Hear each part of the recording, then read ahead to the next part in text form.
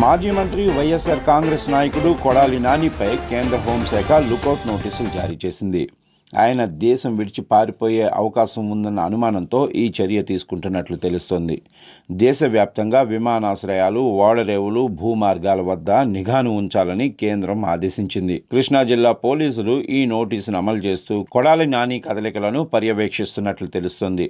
ఈ నిర్ణయం రాష్ట్ర రాజకీయ వర్గాల్లో తీవ్ర చర్చనీయాంశమైంది. కొడాలి నానిపై ఆంధ్రప్రదేశ్లో ఇప్పటికే పలు కేసులు నమోదైనట్లు తెలుస్తోంది. ఈ కేసుల్లో కొన్ని 7 ఏళ్ల శిక్షకు దారితీసే తీవ్రమైన సెక్షన్ల కింద నమోదైనట్లు తెలుస్తుంది.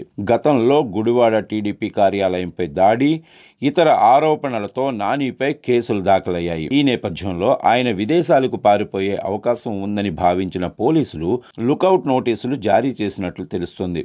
ఈ చర్య కొడాలి నాని రాజకీయ కెరీర్పై ప్రభావం చూపవచ్చని విశ్లేషకులు అంచనా వేస్తున్నారు. కొడాలి నాని ఇటీవల గుండె సంబంధిత ఆరోగ్య సమస్యలతో ముంబైలో చికిత్స పొందినట్లు వార్తలొచ్చాయి. ఆ సమయంలో ఆయన అమెరికాకు వెళ్లే ప్రయత్నంలో ఉన్నారని ప్రచారం జరిగింది. దీనిని గమనించిన అధికారులు లుకౌట్ సర్క్యులర్ జారీ చేశారు. కృష్ణా జిల్లా ఎస్పీ గంగాధర్ ఆదేశాల మేరకు ఈ నోటీసులను ఆన్లైన్ ద్వారా విమానాశ్రయాలు, ఓడరేవులకు పంపినట్లు తెలుస్తుంది. ఈ చర్య ఆయన కదలికలను పరిమితం చేయడంతో పాటు కేసుల విచారణలో సహకరించేలాగా చేయటం లక్ష్యంగా కనబడుతుంది.